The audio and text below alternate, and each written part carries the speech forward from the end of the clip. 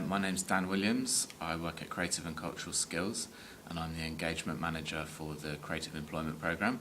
So I work with employers to help them create entry-level jobs for young people through our Creative Employment Programme. An apprenticeship is a work opportunity primarily. It's aimed at young people and it is learning on the job.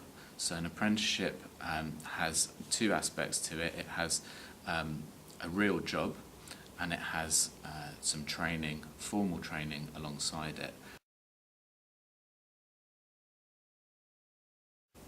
A paid internship is effectively a job, whereas an internship that's unpaid is work experience, but if it's actually looks and feels like a job and someone's not paying you for it, it should be a job and you actually should be getting a wage for it. So I don't know if you've seen recently, but in the news, HMRC have recently fined a number of employers for taking on unpaid interns when actually those were jobs and those young people were doing work at that organisation. So in a sense, a paid internship is a fixed term short job, probably around 3 to 6 months, where a young person is getting real experience on the job that is benefiting their career and giving them kind of that next step, that stepping stone, that industry experience to be able to go on and get a kind of entry-level job. Yeah, and the apprenticeship is with the qualification as well. And an apprenticeship is slightly more formal. An apprenticeship is a longer opportunity. It's got formalised training built into it. So on an apprenticeship, you'll be working for at least a year, and apprenticeships are offered in different kind of disciplines. They're called frameworks in kind of apprenticeship language. So there are a number of different apprenticeship frameworks which you can do, and in a sense it's like being on a course but also having a job. So your job and the course will be interlinked with each other. So for example, if you are working in an arts organisation doing community education work, you may be on a community arts apprenticeship.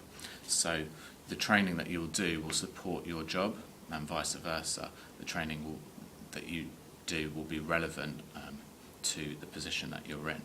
So you can do a creative apprenticeship, and at Creative and Cultural Skills we obviously promote and create the creative apprenticeship frameworks here.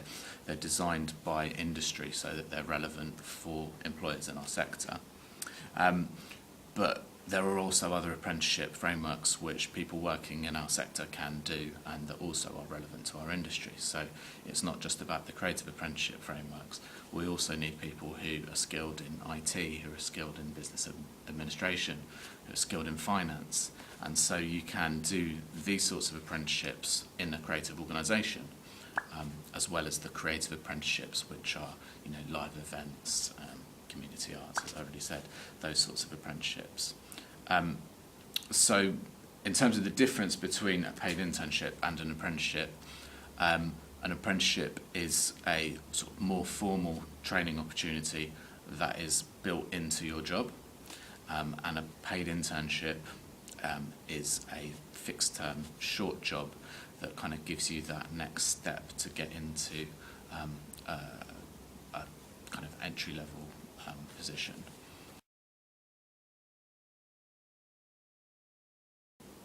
The push behind getting more apprentices into the creative and cultural sector comes from the fact that we know that as a sector we're currently overskilled for the range of positions that we have in our industry. So there's actually an oversupply of graduates coming into our industry. That's not to say that we don't require graduate level skills, but not all jobs in our industry do actually require graduates. So we sometimes get in the crazy position where we have people who are qualified beyond MA level doing positions that don't necessarily require those qualifications. That then leads to the problem that those people in those positions are not necessarily going to stay in the more entry-level positions and are actually not skilled for those positions. They're potentially very well equipped to write about history of art, but might not necessarily have the customer service training they need to actually work in an art gallery at front of house.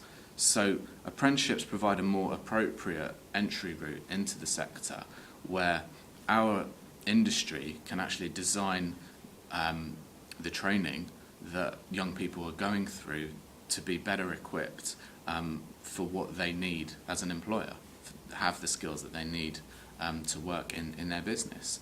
So I think that apprenticeships are becoming a more appropriate route into the creative and cultural sector because of that mismatch between young people leaving the education system at the moment, be that higher education or further education, not being equipped with the skills that employers require them to have.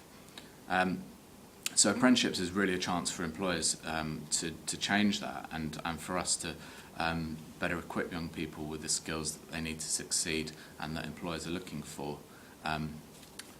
The other reason that apprenticeships are growing, I think, is because tuition fees are going up. So, with the rise in tuition fees, we are seeing a decline in young people potentially taking arts courses at university. So we need to make sure that there are other routes into the sector other than just higher education. The Creative Employment Programme has 3 different strands to it, which are aimed at different age groups of young people and different experiences, different levels of experience that young people might already have. So we have 3 different offers. We have the traineeship, which is aimed at 16 to 18-year-olds. We have apprenticeships, which are aimed at 16 to 24-year-olds, and as I've already explained, that is a formal apprenticeship with training built into it. And then we have a paid internship, which we're aiming at 18 to 24-year-olds. Through the Creative Employment Programme, young people taking the traineeships will be able to do an arts award as part of their 16-week placement, either in a college or with an arts employer. So what we're aiming for our traineeship programme to do, which will be launched hopefully in September, is for young people to be able to get the experience they need to be able to get onto an apprenticeship position. So somebody finishing school might have an interest in working in the arts, but not necessarily have the skills yet that they need to secure an apprenticeship position, and might need to kind of brush up a little bit on some skills in a specific area, so perhaps gaining some administration skills to be able to go in and do an apprenticeship, or some other types of skills. So what we want to be able to offer through the traineeship programme is that further education colleges or employers are able to equip young people with employability skills, so they know how to actually apply for and gain an apprenticeship or a job. We want to be able to equip them with some skills that they can actually use in that job. So that's going to be quite specific to what the young person wants to go in to do. As I mentioned already, these could be IT, it might be administration, it might be customer service, working front of house in a venue, or it might be quite specific to working backstage in a theatre or something like that. And then alongside that, we like the training to provide an arts award as well. And I think that this will really kind of round off the experience for the young person going through the traineeship. They'll be able to take it at bronze or at a higher level, whatever's really relevant to their experience and what they've already done. And the Arts Award, I think, will just add that add some creativity into the whole traineeship experience. After all, this is the Creative Employment Programme. We think that the Arts Award has a great deal to offer and support work-based learning.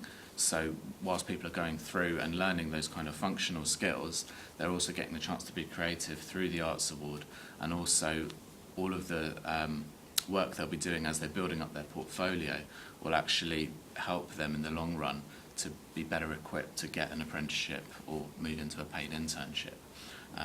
Through the Arts Award, they'll be going out and talking to people in the sector, learning about how other people have started their careers, building up their own portfolio, developing their arts practice, doing a number of things that are going to put them and stand them above other candidates who might be going for apprenticeships.